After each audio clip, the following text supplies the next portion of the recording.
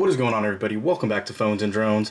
Happy MacBook Pro Day if you guys ordered one. If not, there are some available for in-store pickup. This is that new MacBook Pro 14-inch model, as you can see on the back here, with 16 gigs of memory, 512 gigs of storage, running that new M1 Pro chip.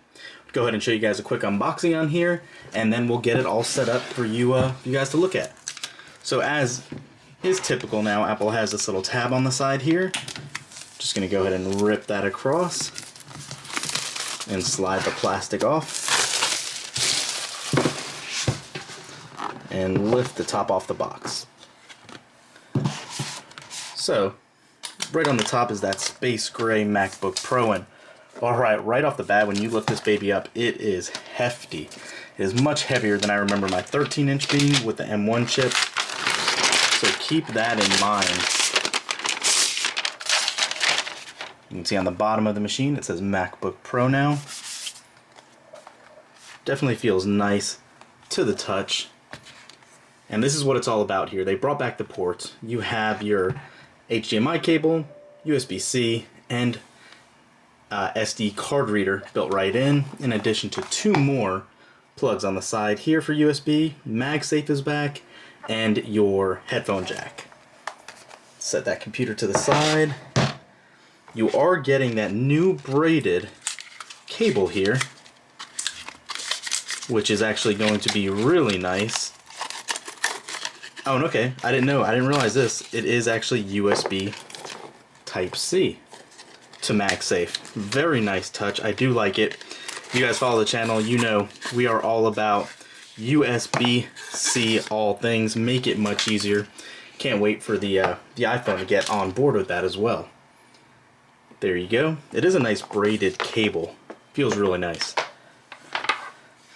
Gonna have your reading materials right on top here, and from what I've heard, pull out some of this information. Oh yeah, you actually get black Apple stickers. That is actually really nice little touch for something new there. All the other reading materials, we'll plug that to the side. And then one of three different size USB-C power adapters.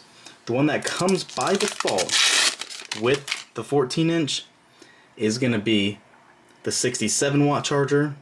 And there are two other ones that charge a lot faster than this as well. Most are sold out until like December, so keep that in mind. But that is it.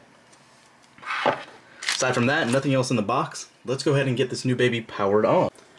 Alright, so as you can see here, we got it all set up, and the first thing you have to call out is this gorgeous XDR display. I actually went into the About This Mac settings and was checking out the display just to see what it had to say, and it is a 3024 by 1964 14-inch Retina display that is also known as an XDR display in the system and other settings as well, as you can see right here. And you can see it goes up to 1600 nits with that ProMotion refresh rate that is phenomenal.